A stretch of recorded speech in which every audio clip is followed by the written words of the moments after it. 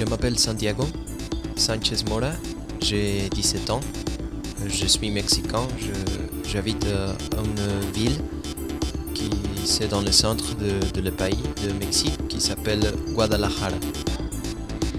Je m'appelle Camila, j'ai 19 ans, je viens du Brésil. Ma ville c'est Ouro Preto, en Minas Gerais. Bonjour, je m'appelle Sofia, j'ai 17 ans, je suis mexicaine. Bonjour, je m'appelle Diego, je suis mexicain et j'ai 18 ans. Bonjour, je m'appelle Savannah Young, j'ai 18 ans et j'habite à les États-Unis, en Floride.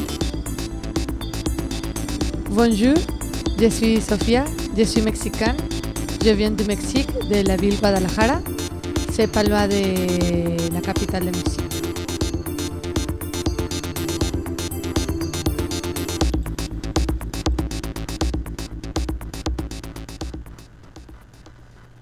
Ces jeunes que nous venons d'entendre, nous les croisons dans les couloirs de l'école. Et leur accent venu d'ailleurs nous chatouille les oreilles. Qui sont-ils ? Et si nous allions à leur rencontre pour découvrir leurs projets, ainsi que celui de ceux qui les accueillent ? Au sommaire de cette émission, le choix du pays et les motivations qui poussent ces jeunes à venir chez nous.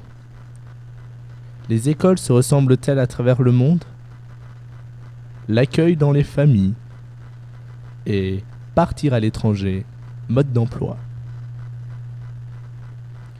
On aborde tout de suite une première séquence dans laquelle les élèves étrangers nous expliquent leur motivation. D'abord pour le voyage, ensuite pour la Belgique. Et pourquoi avoir choisi la Belgique et pas un autre pays ? Parce que j'aime bien le français, la langue. C'est une langue que j'aimerais bien d'apprendre bien. Dans l'école, il y a des programmes d'échange culturel avec les États-Unis, Canada aussi, je pense, et de la Belgique. Et j'ai choisi la Belgique. Et qu'est-ce qui t'a poussé, qu'est-ce qui t'a motivé à vivre ce genre d'expérience ? Quand j'étais petit, j'aimerais bien de connaître l'Europe. J'ai jamais été ici et je trouve que c'est une expérience incroyable d'être dans une région du monde que c'est très différent de là-bas, de Mexique, d'Amérique. Et connaître autre culture, autres personnes et le monde dans d'autres pays. La vie comme c'est la vie, tout ça. Voilà donc des élèves bien motivés à l'idée de découvrir l'école en Belgique. Après leur expérience, ils ont envie de comparer leurs découvertes avec ce qu'ils connaissent de mieux de leur pays natal. Écoutez leurs avis, qui pourraient en étonner plus d'un. Et que penses-tu de l'école en Belgique ? Le système, la structure d'éducation dans le Mexique, je trouve que c'est différent d'ici parce que dans notre école, la dynamique de prof-élève, je trouve que c'est un petit peu différent d'ici. Tu vois, les élèves, nous sommes éduqués pour critiquer la réalité un petit peu parce que nous doit connaître notre réalité de notre pays et dans l'école c'est un principe quoi. C'est un principe de notre école de être personne qui être quelqu'un qui va faire de bien pour les autres et pour le bénéfice de la société. La différence, c'est qu'en Mexique, et les relations avec les professeurs et les étudiants, c'est plus proche. Et C'est une école plus ouverte, il y a plus d'étudiants et il y a beaucoup d'activités pour faire après l'école, comme faire du sport et tout ça. Parce qu'ici, il y a beaucoup de devoirs pour les étudiants. Tous les étudiants, je pense que sont stressés. Et en Mexique, tu peux choisir si tu fais les devoirs ou non. Parce que c'est ton problème et c'est ton responsabilité de faire le travail. School here in Belgium La is durée very d'une long journée scolaire compared to en school in Belgique Florida, est beaucoup plus longue qu'en Floride. and the class setting is La different. configuration des classes est différente. I think here in Belgium, Et je pense it's qu'ici, en more Belgique, like lectures, l'école and in est plus Florida, structurée, it's, alors qu'en Floride, the teachers try to entertain les you profs with essaient information. plutôt de nous divertir.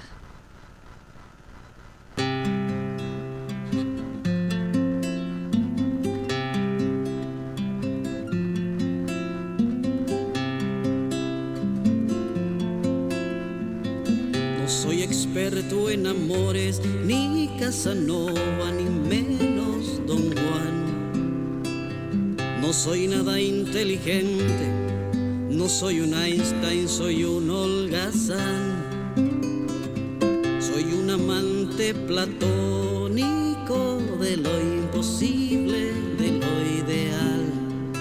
Soy un modelo imperfecto y como plebeyo mi sueño es llevar un ramillete de flores al amor de mis amores, canciones, versos, poesías, varios email cada día, un ramillete de flores al amor de mis amores, canciones, versos, poesías, varios email cada día, porque es muy simple aceptar la verdad, que es de tonto dar sin recibir mucho amor y del mismo huir, del camino a la felicidad. Es difícil poder encontrar un amor de verdad, es difícil quererte olvidar, es difícil dejarte de amar.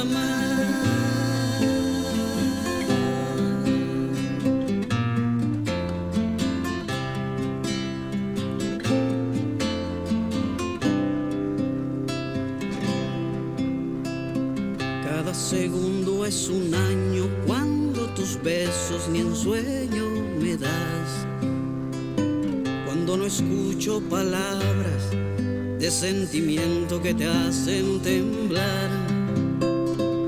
Cada recuerdo bonito es pesadilla porque ya no estás. Quiero enterrar la distancia, matar el tiempo y a tus manos llevar un ramillete de flores al amor de mis amores, canciones, versos, poesías, varios email cada día, un ramillete de flores al amor de mis amores, canciones, versos, poesías, varios email cada día, porque es muy simple aceptar la verdad, que es de tonto dar sin recibir mucho amor y del mismo huir, del camino a la felicidad. Es difícil poder encontrar un amor de verdad, es difícil quererte olvidar, es difícil dejarte de amar.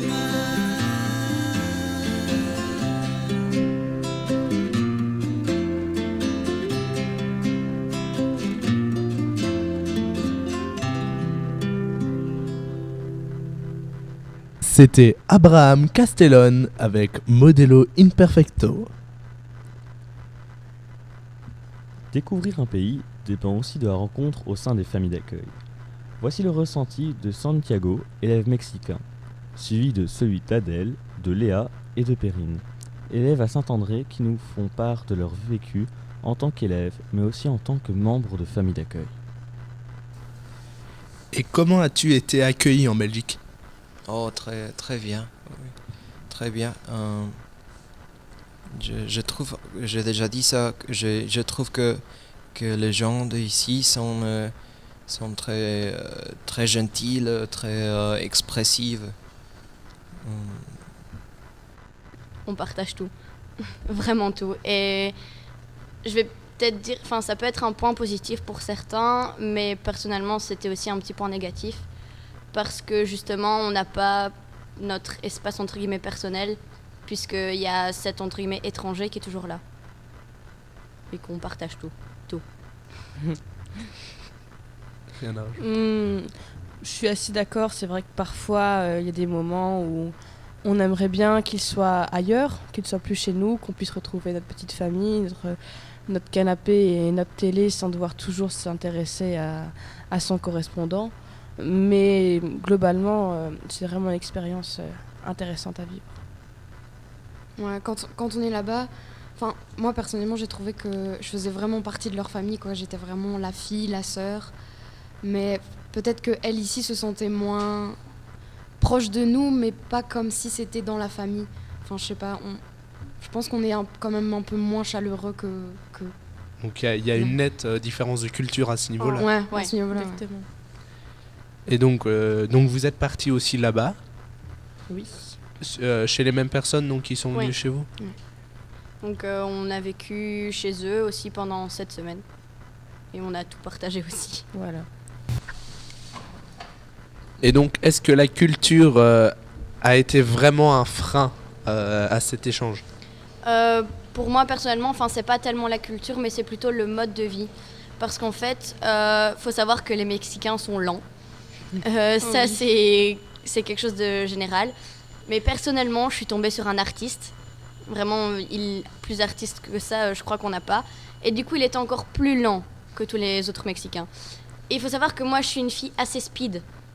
Donc là, il y avait quand même un énorme fossé entre nous deux et parfois, ça me gênait un peu. Mais sinon, point de vue culture, à part là-bas où ils sont beaucoup plus chaleureux, je trouvais qu'il n'y avait pas énormément de différence. On se rejoignait assez fort, en fait. Je crois qu'on peut quand même ajouter le fait qu'ils ne parlent pas notre langue, qu'ils sont là quand même pour apprendre la langue. Et ça, il y a quand même une dimension de compréhension qu'on n'a pas forcément avec les Mexicains. Parce que moi, il y avait des moments où je lui parlais français, il ne comprenait pas.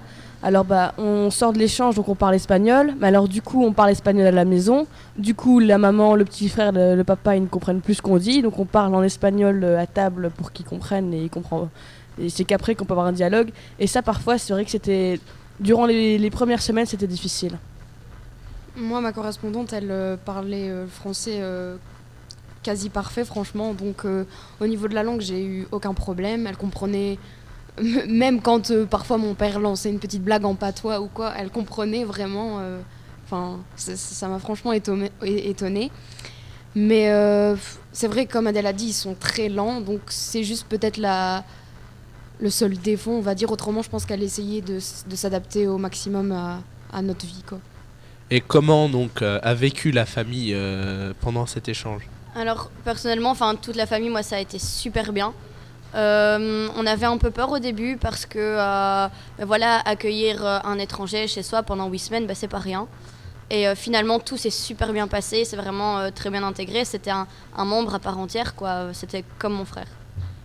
Moi, je suis un peu plus mitigée parce que il y avait quand même pas mal de conduites à faire, les conduire à la gare, les conduire à droite, à gauche, chez la copine qu'il avait rencontrée, qui parle espagnol, etc. Et du coup, parfois, ma maman devait faire beaucoup plus de conduite. J'ai déjà 2 frères, donc on est donc 3 à la maison, plus un 4e qui demande énormément d'attention.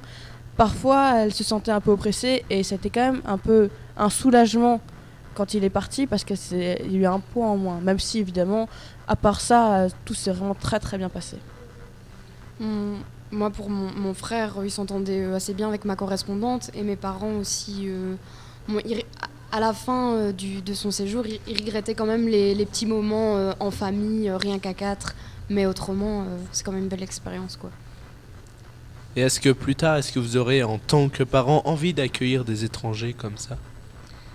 Ça, je sais pas encore, parce que pour moi, c'est assez dur à dire. Vu l'expérience que j'ai vécue, on sait jamais, peut-être oui, ça peut super bien se passer, mais ça peut aussi, dans un autre sens, super mal se passer. Enfin, j'ai déjà rencontré des gens qui étaient dans une famille d'accueil où ça se passait pas bien du tout, donc je crois que oui, pourquoi pas si mes enfants ont le projet, mais je ferai pas la démarche moi-même. Moi, si, je pense que, au contraire, je serais un peu plus rodée, donc je pourrais certainement savoir mieux comment faire et mieux me préparer à cet échange. Ouais, moi aussi, je serais d'accord si toute la famille serait OK, quoi. Et donc, pour éventuellement plus tard accueillir donc différemment ces personnes? Différemment, c'est-à-dire? Bah si, je crois à peu près comprendre. Donc de manière à rajouter des nouveaux éléments ou autre chose comme ça. Oui. Personnellement, j'aurais déjà la faculté de parler français et espagnol, donc si j'accueille quelqu'un qui parle espagnol, je pourrais déjà un peu plus l'aider parce qu'il ne comprendra pas. Mais sinon, je crois qu'avoir globalement compris la manière dont il faut accueillir un étranger. Parce que c'est un mode de vie totalement différent de celui qu'on peut avoir en fait. Et ça, faut le savoir avant d'accueillir un étranger. Merci pour ce partage riche d'enseignements. Belle expérience. Alors Madame Liagre, sous-directrice de l'Institut Saint-André, se démène dès la rentrée scolaire pour que l'accueil de ces jeunes venus d'ailleurs soit optimal. Elle nous explique le mode d'emploi des échanges internationaux et tout ce que cela implique pour l'école qui accueille.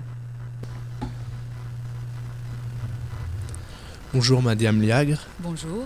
Excusez-moi, comment Saint-André s'est retrouvé mêlé à ce genre de projet? Ça c'est difficile à dire parce que je crois que ça fait déjà plusieurs années que l'on travaille avec ce genre d'échange. Je pense que c'est plutôt les parents qui nous ont incités puisque les élèves rotariens, comme nous on les appelle ici en interne, eh bien souvent sont dans des familles d'accueil dont les enfants sont chez nous. Quel est l'investissement nécessaire à la mise en place de ces échanges? Alors, c'est un investissement surtout en début d'année, puisque le but de ce travail-là, c'est que quand même, il y ait évidemment un échange au niveau relations humaines, mais également au niveau, l'apprentissage de la langue, sachant évidemment qu'ils viennent de pays tout à fait différents. Et donc l'idée, c'est qu'ils puissent suivre des cours, d'abord et avant tout de français, donc de la première à la 6e. Et donc dès le début de l'année, il y a vraiment un échange qui est mis en place avec les différents enseignants de la première à la 6e et on établit un horaire pour ces élèves-là. Quelles sont les organisations impliquées dans ces échanges? Alors nous travaillons, si on peut utiliser ce terme-là, avec deux associations ou deux organisations. Donc on a le Rotary Club Tournai 3-Lys, où le responsable, en tout cas pour les jeunes, est M. Brunel, et également le Rotary Club Tournai OESCO, et ça c'est PEC plutôt, et là le responsable est M. Roussel, et qui est d'ailleurs également président du club. Et quel est le retour de ce projet sur l'école? Alors, je crois que c'est d'abord un retour humain.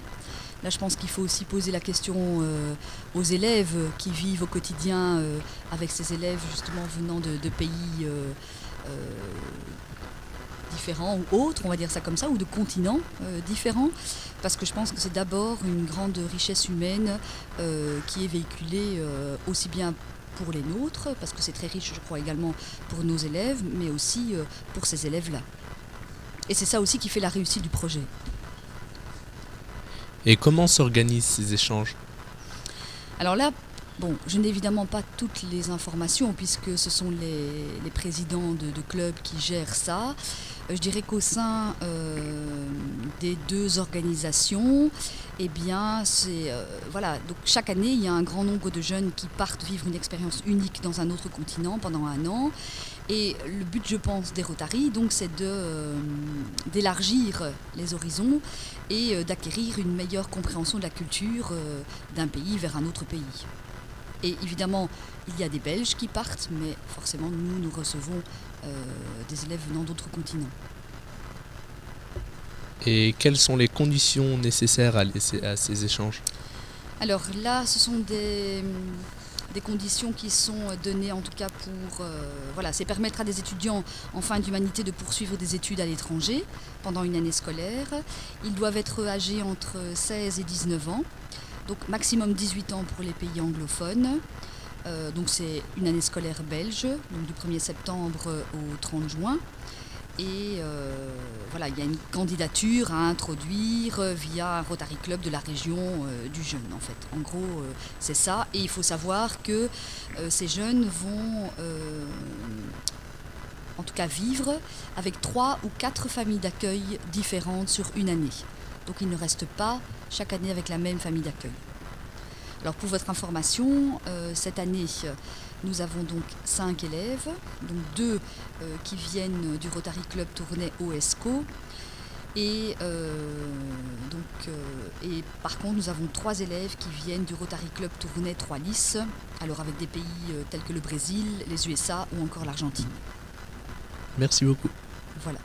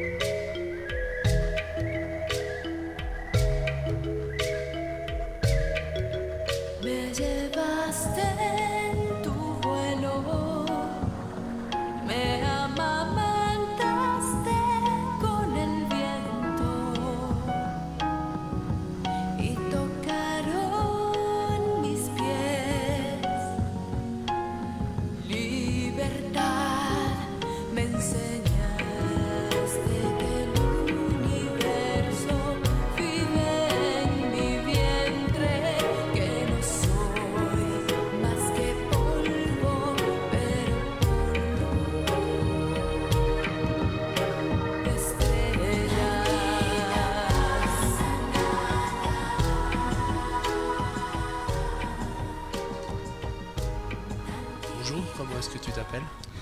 Solène Moftakir, j'ai 12 ans et je suis en 2e E. Et toi, veux-tu bien aussi te présenter s'il te plaît ? Moi je m'appelle Camille Lemaire, j'ai 12 ans et je suis en 2e F. Donc voilà, vous avez donc remarqué qu'il y avait des élèves étrangers dans cette école. Comment les avez-vous rencontrés ? Comment vous vous êtes rendu compte vraiment qu'il y avait des élèves étrangers dans l'école ? L'année dernière, j'en ai eu un dans ma classe.